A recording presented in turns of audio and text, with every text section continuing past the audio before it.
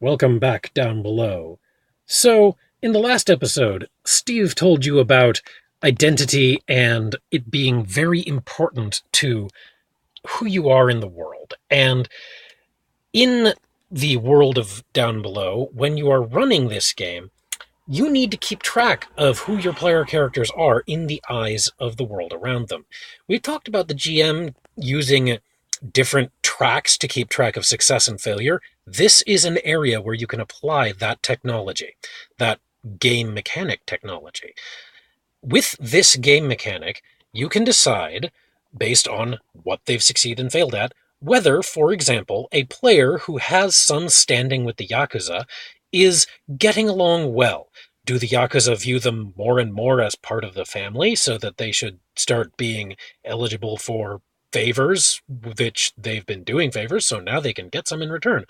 Or are they being viewed as falling away from the family more and more, and now they don't really get the privileges they used to? This is the sort of thing that makes for very interesting back and forth in a story. And whether a success or a failure draws you closer into a certain relationship, changes your identity in a positive or negative way in a certain person's eyes, that is something that you should let a player know when they take a certain action, because sometimes the thing that the player defines as this is what I want to succeed at will make a relationship take a negative turn, will make their identity change in a way that might not be what they want. The player should be informed of this before they make that decision, because the player should get to choose their own successes and failures in this system. However, if they still choose to do it, then it still costs them a trait because they have agreed that is the terms of success.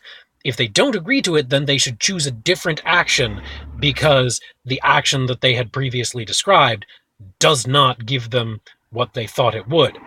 This is where the GM's role in this system is very important, because the players, they have the perspective of individual characters, and it's the GM's job to keep the entire world's perspective in mind. And this gives you a more coherent story because you have someone playing that neutral role and telling the players, this makes sense and this doesn't. Let's make this more believable.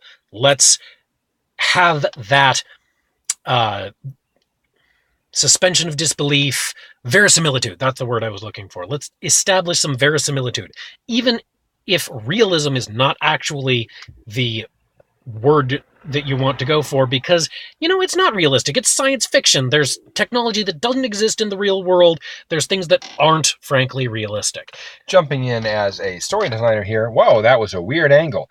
The simple fact of the matter is that one should never actually shoot for realism in a game like this. One should always shoot for verisimilitude. One should shoot for the illusion and feeling of realism. Back to you, Ian. So, as we are shooting for that illusion and feeling, next time we're going to talk a little bit about the identity of your character that is on your character